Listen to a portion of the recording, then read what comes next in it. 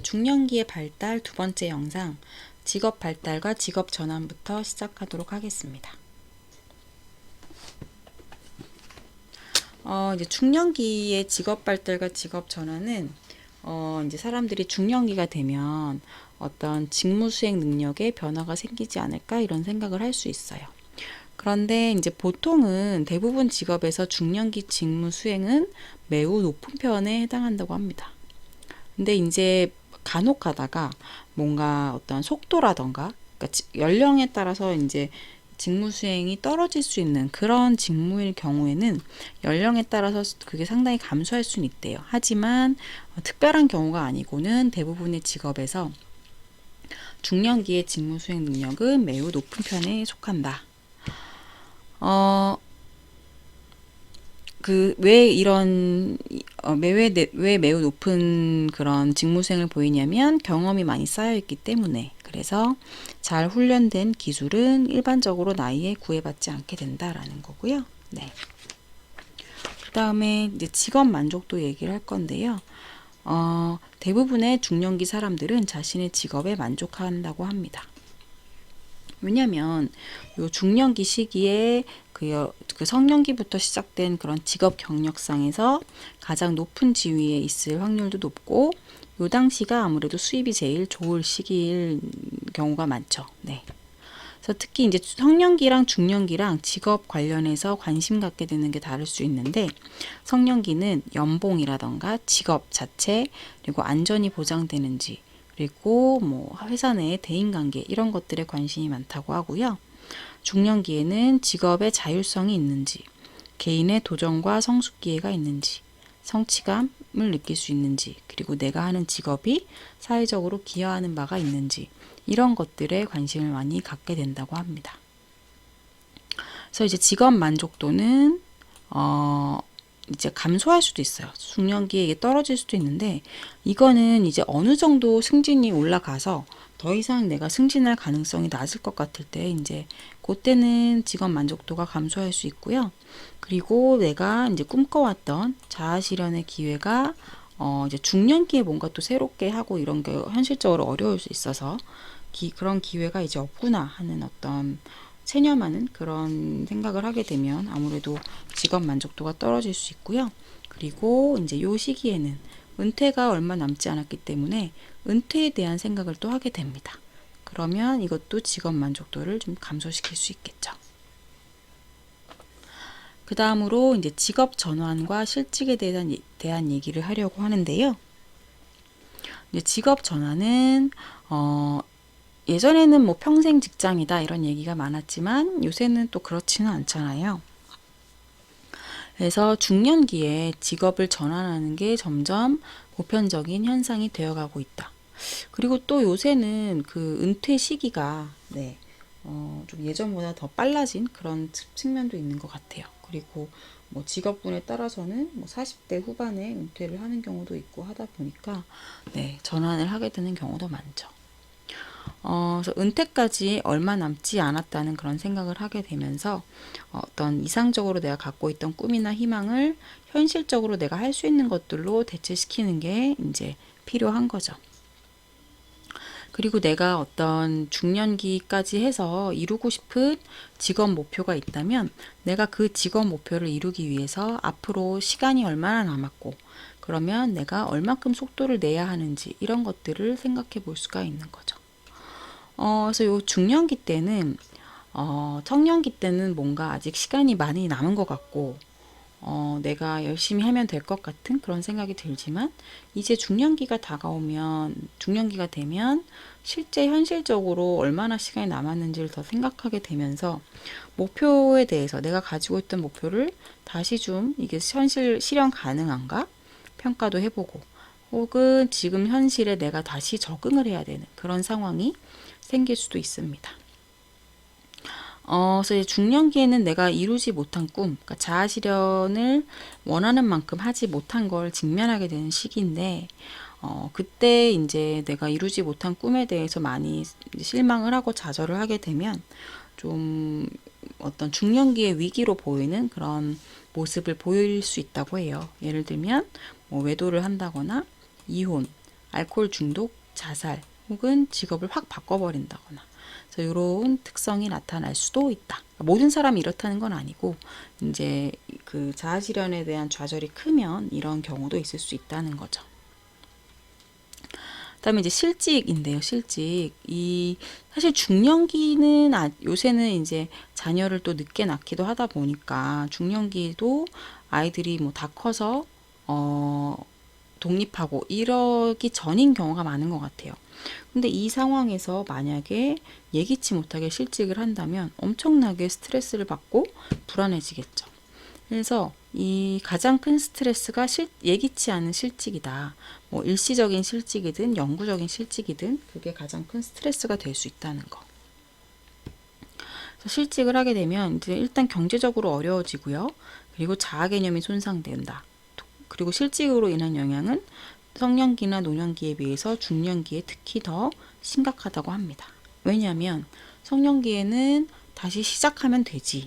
뭐 아직 젊으니까 괜찮아. 뭐 이렇게 생각할 수 있는데 그리고 또 노년기에는 뭐 은퇴한 셈 치지. 뭐 이렇게 생각할 수 있는데 중년기는 뭐 너무 이제 아직 일을 더 할 수 있고 돈도 필요하고 여러 가지 자아 실현에 대한 뭐 어떤 꿈 그런 것도 아직 있는데 실직을 하게 되면 스트레스가 당연히 크겠죠.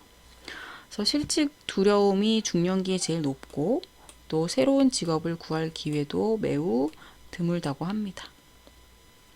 실직으로 인한 영향을 살펴보면 당연히 불안, 우울증, 공허감, 그리고 이게 신체적인 건강을 쇠퇴하는 영향을 미칠 수도 있고 또 이제 실직한 후에 술이나 이런 거로 이제 그 불안이나 이런 걸 좀 해소하려고 이런 걸 술이나 이런 걸 이용을 하다 보면 중독도 될 수 있고 심한 경우 자살 그리고 이런 실직은 부부의 관계나 자녀와의 관계에도 영향을 미칠 수 있다고 합니다.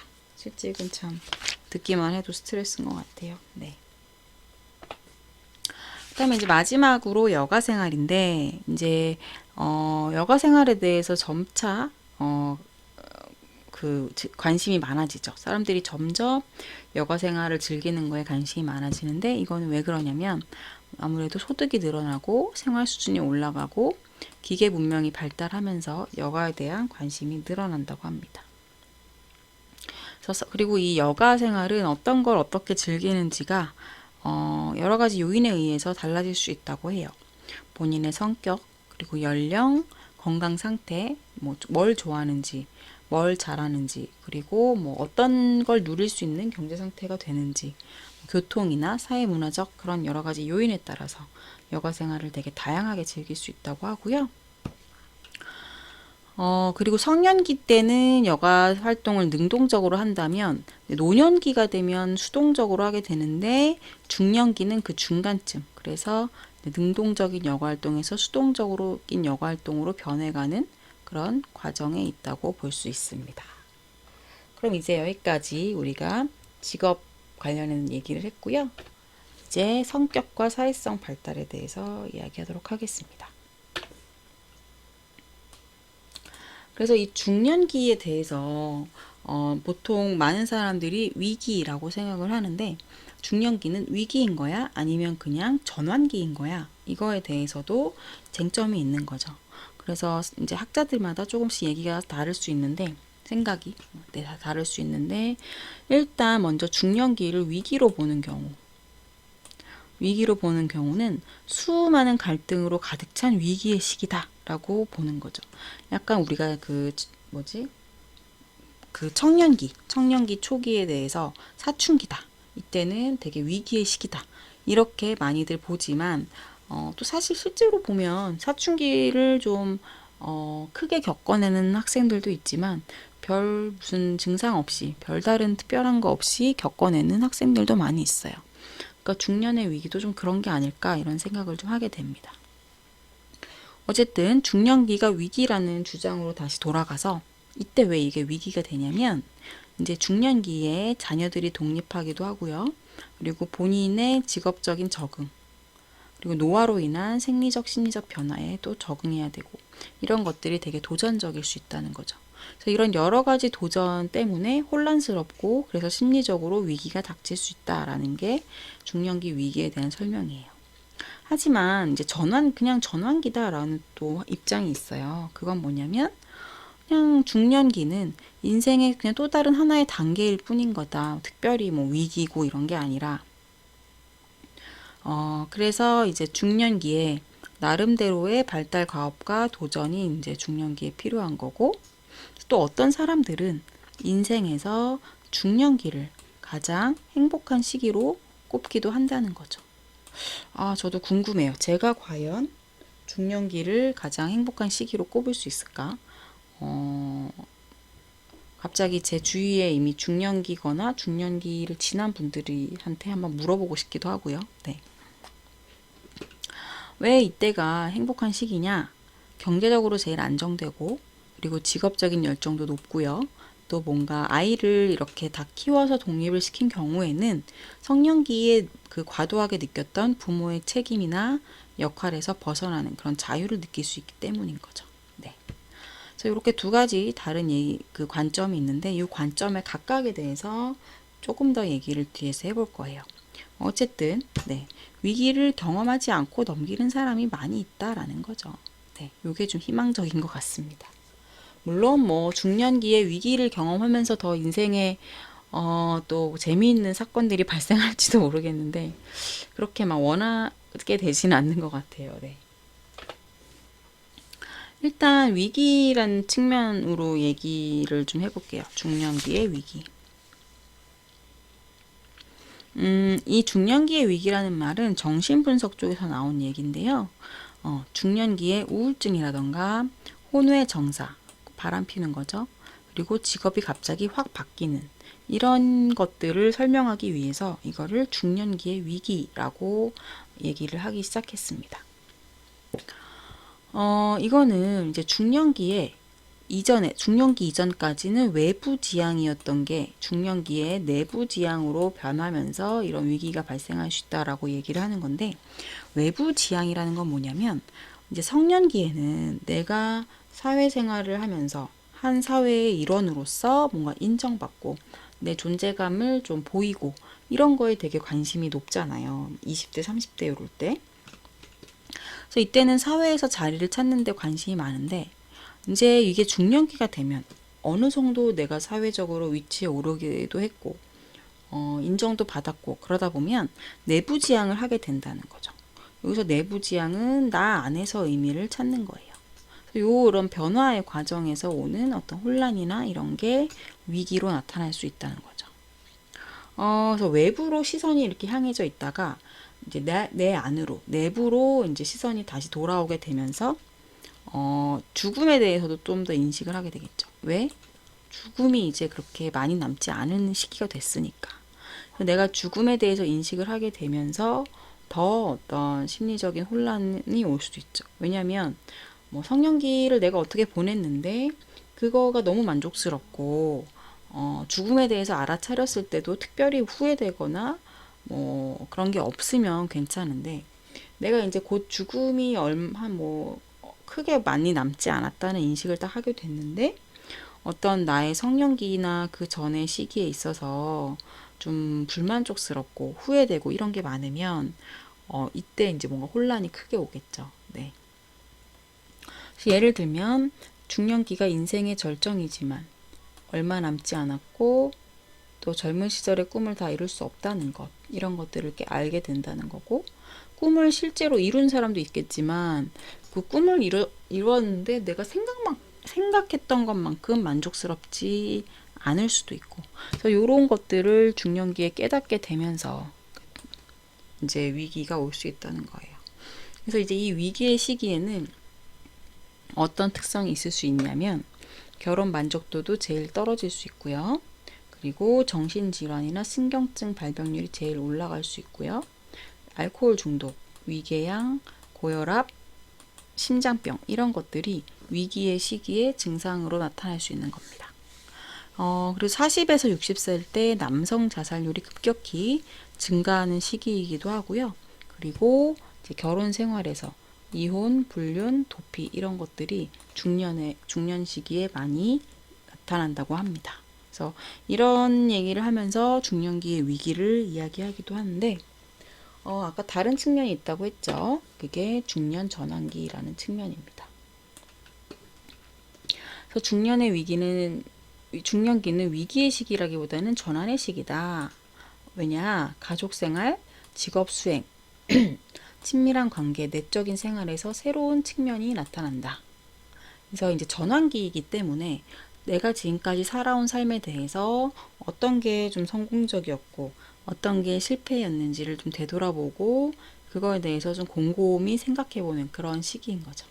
그래서 이때는 그전에는 내가 별로 이렇게 초점을 두지 않았던 나의 약점들, 옛날에는 좀 강점 위주로 나에 대해 생각을 했다면 이제 나의 약점이나 내가 좀 잘못했던 거 이런 것들도 좀 탐색하고 좀 받아들일 수 있고 이런 시기가 오게 되는 거죠. 그래서 이제 이런 시기를 거치면서 좀 전환기에서 부정적으로 나타날 수 있는 측면은 뭐냐면 늙어가는 징후, 예를 들면 체력이 떨어지거나 뭐 외모적으로 좀 주름이 들고 머리가 쇠고 어떤 성적인 기능의 변화가 있고 이런 노화의 징후라던가 곧 다가올 것 같이 느껴지는 실제로 뭐 20년, 10년이 그렇게 짧은 건 아니지만 이제 주관적으로 느낄 땐 짧을 수 있으니까 또 죽음에 대한 생각에 사로잡힐 수도 있어요. 그리고 참 인생이라는 게 더도는 거구나, 허무하구나, 이렇게 부정적인 측면에 초점을 맞춰서 보면 아무래도 기분이 안 좋겠죠. 우울하고. 그래서 이때 중요한 건 이 전환기를 좀 더 긍정적으로 잘 넘어가기 위해서는 자신의 인생에 대해 혹은 자신의 목표에 대한 재평가 그리고 다시 적응하는 요런 게 중요하고요.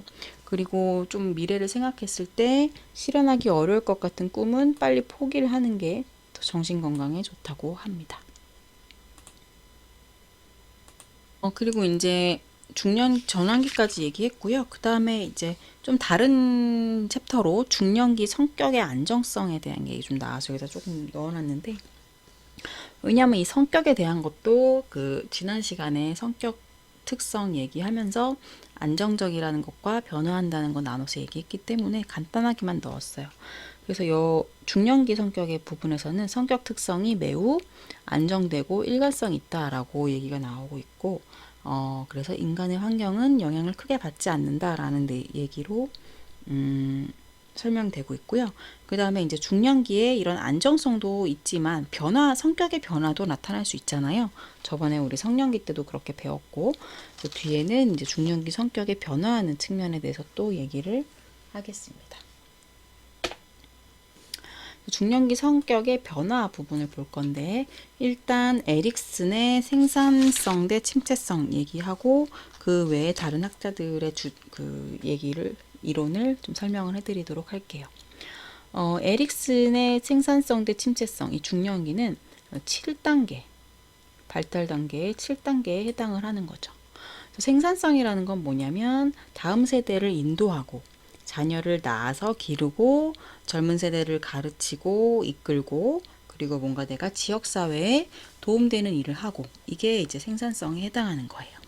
그래서 이제 리프라는 학자도 이제 연구를 했는데 중년기를 연구했을 때 사람들이 생산성에 관심이 있다. 그래서 예를 들면 그게 어떻게 나타나냐면 친사회적인 성격이라던가 이를 통해서 생산적인 태도를 보인다거나 자녀 양육에 이렇게 중요시한다거나 이런 것들을 보이는 걸 봐서 중년기의 생산성이 중요하구나라는 얘기를 또 합니다. 그럼 이제 침체성이 뭔지 살펴보면, 침체성이라는 거는 내가 다음 세대를 위해서 한 일이 아무것도 없구나라는 그런 깨달음을 얻을 때 이제 침체성이라고 얘기를 하는데, 이제 침체성에 좀 몰두하고 있는 사람들은 뭔가 인생을 지루하고 따분하다고 생각하거나 불평불만을 일삼는 사람, 그리고 매사에 비판적인 사람, 이런 사람들은 이제 침체성을 보여주는 거죠. 네. 그래서 중년기에는 어떻게 해야 된다? 이 생산성과 침체성이 잘 균형을 이루는 게 중요하다라는 게 이제 에릭슨의 얘기고요. 네. 그러면 이제 다른 학자들의 얘기를 좀 살펴볼게요. 팩이라는 학자는 중년기에 적응 과제가 있다라고 해서 4가지를 얘기를 합니다. 그래서 요거는 자세한 설명은 교재 598쪽에 나와 있는데요. 지혜의 중시 대 체력의 중시부터 보면 이제 30대 후반, 40대 후반 사이에 가장 성공적으로 적응한 사람들은 요때에 지혜를 획득하잖아요. 30대, 40대 요럴 때. 그게 체력을 잃는 것보다 더 중요하다라고 이야기를 할 정도래요. 네. 그래서 아무래도 이제 중년기가 되면 지혜를 더 중시하게 되는 그런 게 있을 수 있고요. 그리고 이제 사회화 대 성적 대상화인데, 네. 이거는 이전에는 서로를 약간 성적 대상화를 많이 했다면, 중년기가 되면 성적 대상보다는 개인, 친구, 동료 이런 것들로 이제 좀 변화하는 거고, 성적인 요소는 좀 줄어들고 감정이입이나 이해, 동정심 이런 것들이 새롭게 나타나는 거예요. 세 번째는 정서적 유연성 대 정서적 고갈입니다. 그 이전에는 어떤 하나의 대상 혹은 하나의 활동 이런 거에 이제 정서적으로 막 몰두하다가 고갈되기도 하고 그랬다면, 이제 중년기가 되면 그런 유연적으로 정서적인 그런 유연성이 생긴다는 거예요. 그래서 변화할 수 있게 되는 거, 어떤 내가 정서적으로 투자했던 대상이 사라져도 또 다른 대상에게 투자를 할 수 있다는 그런 게 이제 중년기의 과제라고 하는 거죠.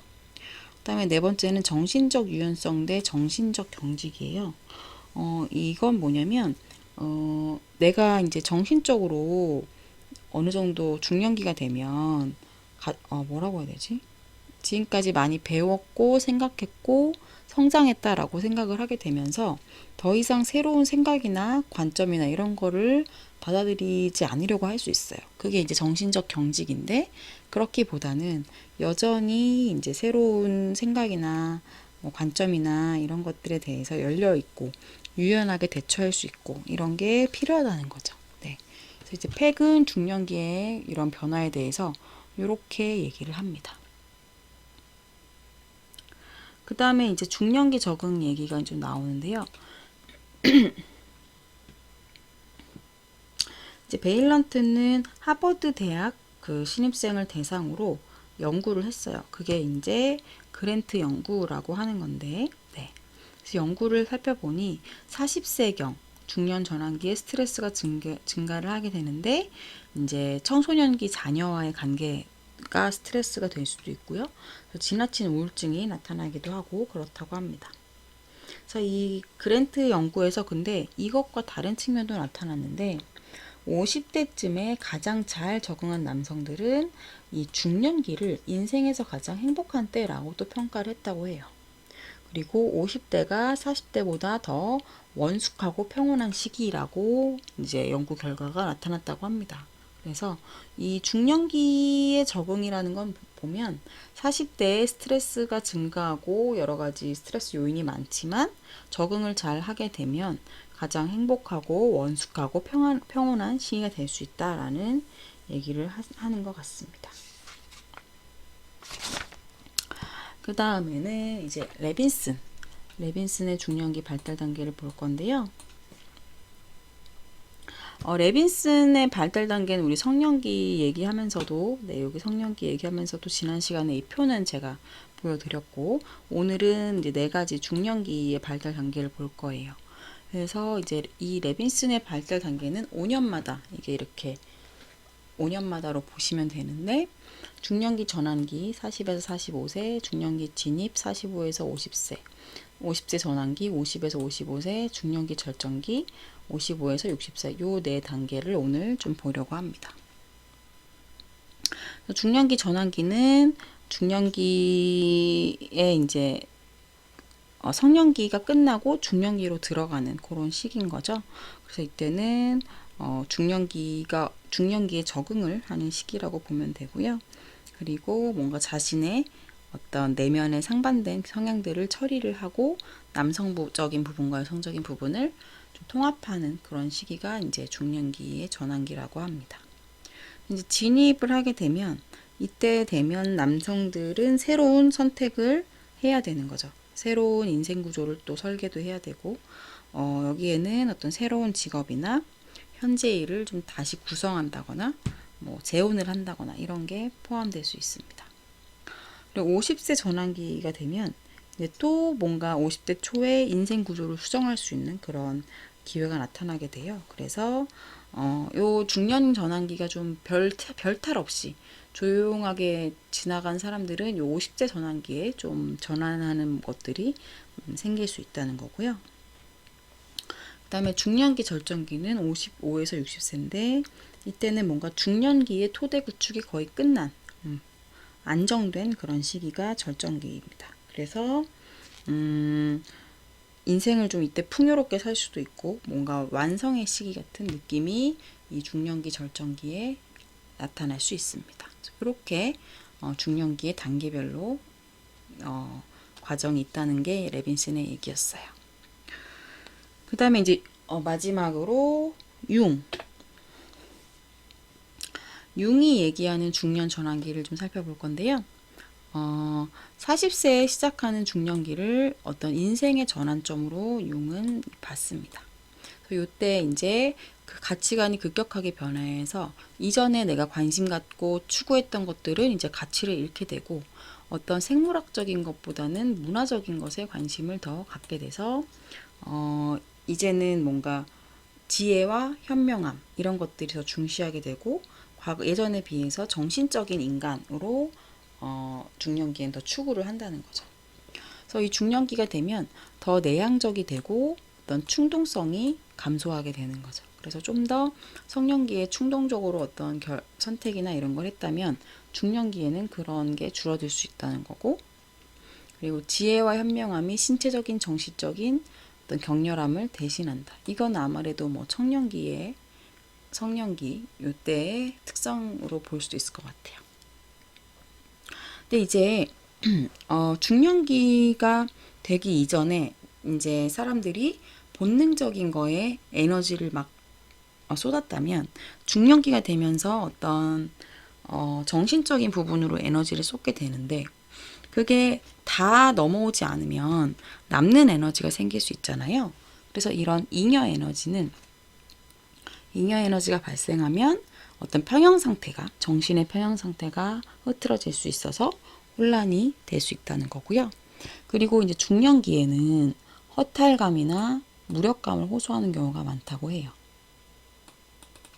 허탈감하고 무력감을 많이 느끼게 되는 이유는 이제 중년기 이전에 뭔가 사회적으로 인정받기 위해서 노력하고 이러다 보면서 막 내가 원하는 대로 본능적으로 살면 그런 걸 잘 이루기 어려우니까 억압하는 그런 내재적인 욕구들이 많이 있었을 거 아니에요.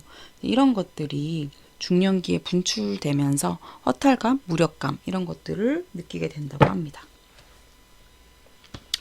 그리고 이제 아니마 아니무스 많이 들어보셨을 텐데 중년기가 되면 자신의 생물학적인 성과 반대하는 그런 성격 측면이 나타난다.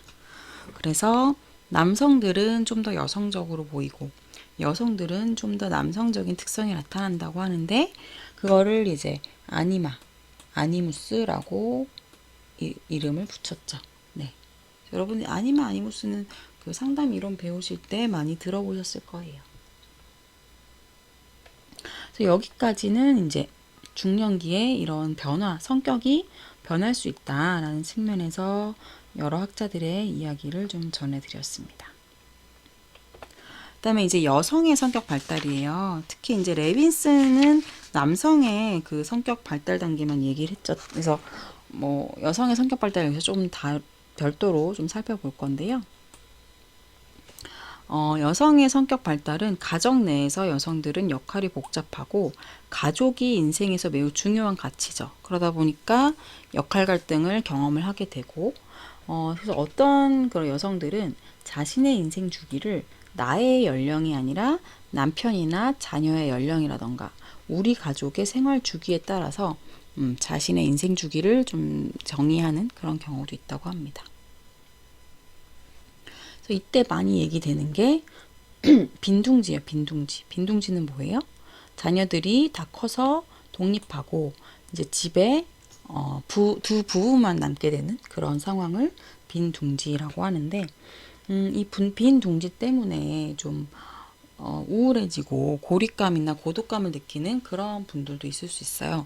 근데 이게 모든 여성이 다 경험하는 게 아니라 가족 중심적이었던 여성들만 이 빈둥지를 경험한다고 하고요. 네. 그래서 이제 빈둥지의 시기가 되면 부모의 책임에서 벗어나서 자신을 더 이상 아내나 어머니로 정의하는 게 아니고 또 정체성에 다른 의미를 부여하고 요게 이제 빈둥지 시기에서 우리가 할 수 있는 것들인 거죠. 그래서 50대 초반에 대해서 이제 많은 여성들이 인생의 새로운 전성기로 느끼는 경우도 많아요. 요때 이제 건강도 더 노년기보다도 더 낮고 수입도 낮고 또 부모에 대한 많은 관심 이런 것들로 인해서 네, 이때 되게 활력을 느끼고 자신감, 안정감, 독립심 이런 것들을 느낄 수 있는 그런 시기로 보기도 합니다. 그러면 여기까지 이제 중년기의 성격이나 사회성 발달에 대해서 좀 다뤘고요. 마지막 챕터는 중년기의 가족 생활에 대한 이야기입니다. 시간이 한 4, 5분밖에 안 남았네요. 일단 시간이 얼마 없어서 간단하게 볼 건데 결혼 만족도는 네, 결혼하고 초반에는 되게 높다가 점점점 떨어져서 아이들이 이제 독립을 한 이후가 되면 다시 상승하는 이렇게 U자형 곡선을 보인다고 합니다. 근데 이 시기가 사실 아내와 남편이 좀 달라지네요. 그래서 아내가 초반에 결혼 만족도가 더 높은데 나중에 노년기가 되면 중년기 노년기가 되면 남편이 더 결혼 만족도가 높아요. 그러니까 거의 뭐 그 아이가 어릴 때 이후부터는 남성이 여성보다 결혼 만족도가 계속 높은 걸 볼 수가 있네요. 네. 뭐 충분히 이해가 되는 그래프입니다. 네. 그래서 결혼 만족도는 중년기 시기에는 이렇게 나타날 수 있다는 거 보시면 될 것 같고요. 이제 성적 친밀감인데 이제 성적 친밀감은 중년기가 되면 성년기에 비해서 성에 대한 관심이나 욕망이 변할 수 있다는 거예요. 남성이나 여성이나 변화가 생기는데 여러 가지 뭐 성적 흥분도 줄어들고 어떤 성과 관련된 신체의 반응이나 뭐 오르가슴에 도달하는 거나 이런 것들이 감소할 수 있다는 거죠.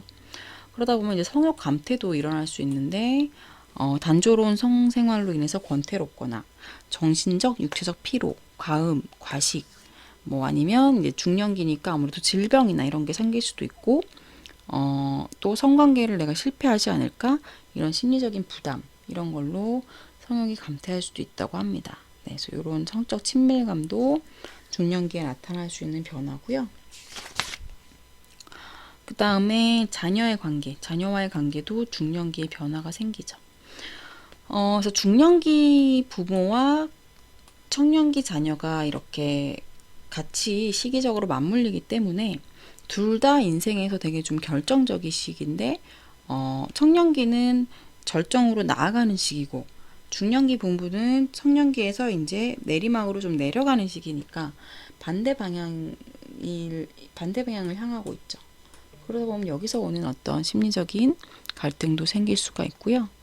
그리고 이제 이때 중년기의 부모가 자녀에게 이제 극복해야 될 부분들이 있는데 아이들이 이때 커서 뭐 정서적인 독립을 하게 되는 나이다 보니까 자녀를 있는 그대로 수용하고 그러니까 내 자녀라고 해서 내가 관여할 수 있는 거에 모든 걸 관여할 수 없고 한계가 있다는 거 이런 거를 받아들이기 어려운데 그런 걸 받아들여야 되는 시기가 중년기입니다. 그리고 세대 차이가 있긴 한데 이 세대 차이는 뭐 어쩔 수는 없지만 이게 너무 심하면 대화나 소통이 어렵기 때문에 이걸 극복하기 위한 노력을 서로 해야 되겠죠. 그리고 이제 빈둥지 시기는 좀 전에 얘기를 드려서 한번 그냥 읽어보시면 될 것 같아요. 그리고 노부모님하고의 관계도 이제 중요한데 중년기가 되면은 이제 내가 더 이상 의지하기보다는 노부모가 중년기인 자식에게 의존을 하게 되는 그런 시기가 찾아오게 되는 것 같아요. 그래서 이제 노부모님이 건강하고 활기차게 생활하실 때는 별 문제가 이제 있지 않지만 노부모님이 아프거나 내가 부양하고 간병을 해야 하고 이렇게 되면 스트레스를 많이 받을 수 있습니다. 그래서 뭐 스트레스로는 실망감, 분노, 죄책감, 부모의 죽음에 대한 불안 이런 것들이 있을 수가 있어요. 그리고 노인 학대에 대한 것도 교재에 나오는데 노 부모를 이제 모든 자녀가 돌보기보다는 보통 한 자녀가 그 역할을 하게 되는 경우들이 있는데 돌보는 자녀에 의해서 유기나 신체적 또는 심리적인 학대가 일어날 수 있다는 겁니다. 그래서 이런 거는 이제 어린 시절에 아동학대를 경험한 자녀가 부모를 학대하는 그런 상황이 일어날 수 있다고 하는데 사실 뭐 매우 안타까운 거죠. 네. 그래서 오늘 여기까지 여러분이랑 중년기에 대해서 살펴봤고요. 다음 시간에는 이제 노년기 발달까지 하고 이번 학기를 마무리할 수 있을 것 같습니다. 그러면 과제는 똑같이 리플렉션 페이퍼 작성해 주시고요. 네, 다음 주에 뵙도록 하겠습니다. 감사합니다.